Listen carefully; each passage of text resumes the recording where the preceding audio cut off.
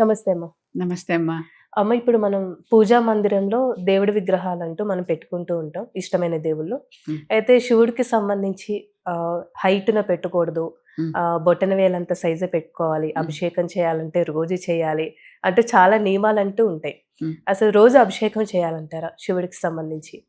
చెప్తాను. ఏ దేవత అయినా కూడా అంగుష్టం మాత్రమే. హ్మ్. అంటే మన గుండె దీంట్లో పట్టేంతే ఉంటుంది. కనుక ఈ పిడికెడులో గుండెలో కదా దేవుడిని పెట్టుకోవాలి మనం ఎప్పుడు. అవును. కనుక ఈ గుండె ఈ ఎవరి పిడికిడి ఎంత ఉందో అంత అంత విగ్రహం మాత్రమే ఆ పిడికెడులో సరిపోవాలి. ఎవరి పిడికిడి ఎంత ఉందో అంత మాత్రమే ఉండేటటువంటి విగ్రహాన్ని పెట్టుకొని పూజ చేస్తే తప్పులేదు.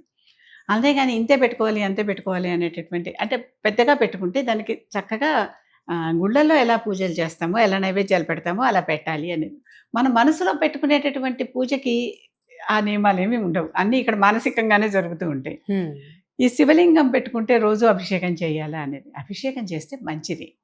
ఎందుకంటే శివుడు అభిషేకం చేస్తే ఇష్టపడతాడట. హ్మ్. అలంకార ప్రియో విష్ణువు అభిషేక ప్రియ శివః. విష్ణుమూర్తికి ఎంత అలంకారం చేస్తే అంత ఇష్టం. ఆయనకి ఎన్ని రకాల మాలలు వేస్తే పువ్వులు కానీ, నగలు కానీ, కిరీటాలు కానీ ఆయనకిష్టం. శివుడికి ఎంత అభిషేకం చేస్తే అంత ఇష్టం. అసలు ఎంత తేలికంటే ఒక చెంచాడు నీళ్లు తీసుకెళ్ళి శివుడి మీద పోస్తే శివుడు ఒక్కసారి చాలా. హాయిగా కొంతమంది చూడండి స్నానం చేస్తే చాలా హాయిగా ఉంటుంది. అవును. అలా ఎంతసేపు చేసినా స్నానాల నుంచి బయటికి రారు. ఎందుకంటే వాళ్ళకి అది సుఖంగా ఉంటుంది. హ్మ్. అటువంటి చోట అందుకనే శివుడికి ఎప్పుడు కూడా నిత్యాభిషేకం జరిగేలాగా చేస్తే బావుంటుంది.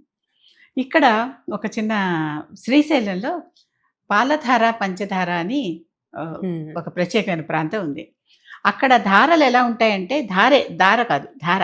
ఆ ధారలు ఎలా పడుతూ ఉంటాయంటే పైనుంచి 5 మార్గాల్లో పడుతుంటాయి గనక పంచధార. హ్మ్.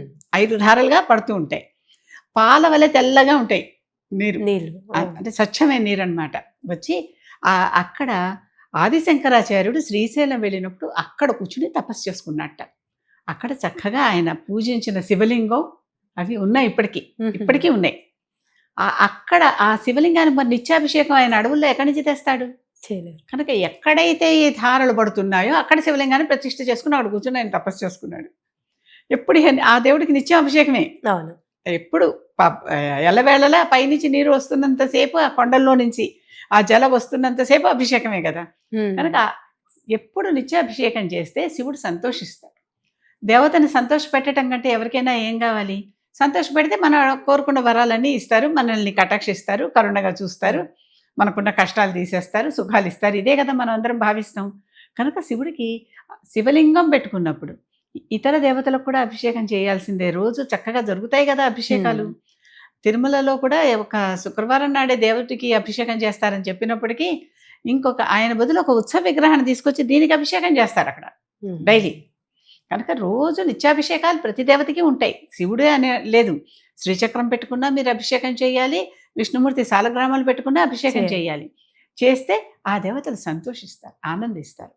అందులో శివుడు ఈశ్వరుడు అంటాం కదమ్మా! ఈశ్వరుడు ఐశ్వర్య ప్రదాత. హ్మ్. ఐశ్వర్యం ఈశ్వరాదిచ్చేది. ఈశ్వరుడి నుంచే మనకు ఐశ్వర్యం వస్తుందిట. కనుక ఈశ్వరుడిని ప్రసన్నం చేసుకుంటే డబ్బులొస్తాయంటే ఎవరు చేయరు? ఎలాంటి వాళ్ళైనా పరిగెత్తుకెళ్ళి అభిషేకం చేస్తారు. అవునా? అవును. కాదు చేయలేకపోయాం. ఏదైనా ఇబ్బందొచ్చింది చేయలేకపోయాం. ఆ రోజుకి సరే దండం పెట్టండి. క్షమాపణ వేడుకోండి.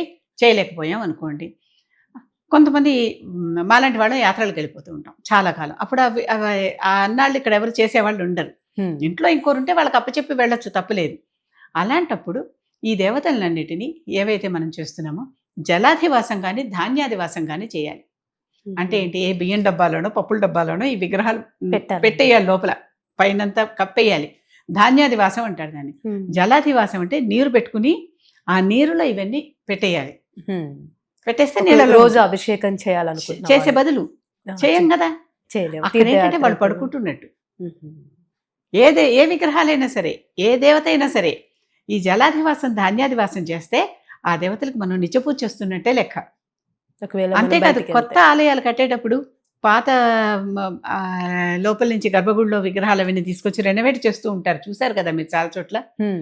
బాలాలయం అని పెడతారు ఒకటి. అంటే ఆ దేవత యొక్క ఆకర్షణ శక్తినంతా ఒక కుంభంలోకి ఆకర్షించి అంటే ఒక కలశంలోకి ఆకర్షించి ఈ కలశానికే పూజ అంతా చేస్తూ ఉంటారు. కానీ అసలు ఫిజికల్‌గా విగ్రహం ఒకటి ఉందిగా లోపల. దానికి ఏం చేస్తారంటే చుట్టూ గడ్డిని చుట్టేసి మధ్యలో ధాన్యం పోస్తారనమాట. ధాన్యం పోసేస్తూ ఆ ధాన్యం నిలబడాలంటే మరి ఏమన్నా ఉండాలిగా. అవును. తీసుకెళ్ళి బియ్యం డబ్బాలో లాగా అంత పెద్ద విగ్రహాన్ని పెట్టేయలేం కదా. కనుక చుట్టూ కింద నుంచి గడ్డి ఇలాగా మోకుల్లాగా చుట్టేసి దారాల్లాగా అంటే ఇంతంత లావున చుట్టేసి ఆ గడ్డిని ఇలా చుట్టుకుంటూ వస్తారు. మీద నుంచి ధాన్యం పోసుకుంటూ వస్తారు. పోసేసరికి ఆ ధాన్యంలో చుట్టూ గడ్డి దాన్ని ఆపింది. ధాన్యం బయటపడిపోకుండా. ఆ విగ్రహాన్ని అట్లా సీల్ చేస్తారనమాట. వాళ్ళ కార్యక్రమం అంతా అక్కడంతా అయిపోయాక అప్పుడు ఈ కలశంలో ఉన్నటువంటి ఆకర్షణ శక్తిని మళ్ళీ ఈ విగ్రహంలోకి తీసి ఈ విగ్రహాన్ని తిరిగి ప్రతిష్ఠ చేస్తారు. ఇది అంటే ఎక్కడైనా కూడా జలము ధాన్యము అనేవి దేవుడికి ఎంత ఇంపార్టెంటో తెలుస్తుంది. కనుక మనకి ధనం రావాలంటే, శివుణ్ణి తృప్తి పెట్టాలంటే, శివుణ్ణి బాగా మచ్చిక చేసుకోవాలంటే తప్పనిసరిగా అభిషేకం చేయటం మంచిది. చెయ్యము అంటారా? లేదంటే మేము ఎక్కడో ఒక చోట పెట్టుకుంటాం అని చేయలేకపోతున్నాం అంటారా? సరే, ఎవరి మార్గం వాళ్ళు. అదేవిధంగా ఇప్పుడు ఏదైనా తీర్థయాత్రలకు వెళ్ళిన వాళ్ళు అక్కడున్న అమ్మవారి విగ్రహాలు అనుకోవచ్చు, ఏదైనా తీసుకొని వస్తూ ఉంటారు. అయితే అలా రెండు పెట్టుకోవచ్చు అంటారా? ఆల్రెడీ మా ఇంట్లో ఉంది, మళ్ళీ తీసుకోవచ్చా లేదని ఒక సందేహం. అలా రెండు ఇలాంటి డబుల్ పెట్టుకునేటప్పుడు ఒకటి ఆల్రెడీ ఉండగా ఇంకోటి పెట్టుకుంటే దేని మీద కాన్సన్ట్రేట్ చేయలేం. ఏదో ఒకటి కొన్ని విగ్రహాలు భంగం అయిపోతాయి. అలాంటప్పుడు భంగమైపోయిన విగ్రహాలని నీళ్ళల్లో వదిలేసి, మళ్ళీ అవి కూడా నీళ్ళల్లోనే వదిలేసి మిగిలిన వాటిని తెచ్చి మనం మంచి వాటిని పూజ చేసుకోవచ్చు. అందుకనే వెళ్ళేటప్పుడు ఈ విగ్రహాలు కొనుక్కోవటం కానీ, దేవుడు పటాలు కొనుక్కోవటం కానీ, ఫోటోలు కొనుక్కోవటం కానీ చాలా జాగ్రత్తగా చేయాలి. అవతల వాళ్ళే దాని మీద శ్రద్ధ ఉందా లేదా? మనం చక్కగా ఎంతో ఇష్టంగా తీసుకొచ్చి ఒకటి ఇచ్చాం, వాళ్ళు మనం వెళ్ళగానే పక్కన పారేశారు. మనకి మనం తెలియకపోవచ్చు కానీ దోషం అయితే జరిగింది కదా. కనుక ఎవరికి ఇస్తున్నాము? అందుకే అపాత్ర దానం ఏదీ చేయకూడదు. అవతల వాళ్ళకి యోగ్యత లేదే మనం దానం చేస్తే మనకే పాపం. అవును. కనుక అలాంటివి చూసుకోవాల్సిందే. కనుక వెళ్ళాం కదానని బోల్డ్ కొనేసుకుని వచ్చి ఇల్లంతా అలాంటి వాటిలతో నింపేస్తే మరి ప్రతిదానికి మీరు కనీసం రోజుకు ఒకసారి నమస్కారమైనా పెడుతున్నారా? నమస్కారమే, నేను ఇంకోటి ఎక్స్ట్రా కూడా చెప్పట్లా.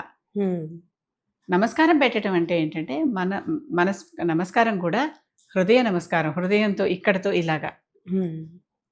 ఇది ఇంకా పూర్తిగా సరెండర్ అయిపోయే నమస్కారం అంటే ఇలాగా పూర్తిగా మన సహస్రారం దగ్గర నుంచి అన్నీ కూడా ఆ దేవతకి సరెండర్ చేసేసాం అనేటట్టు. రకరకాల నమస్కారాలు ఉన్నాయి కదా.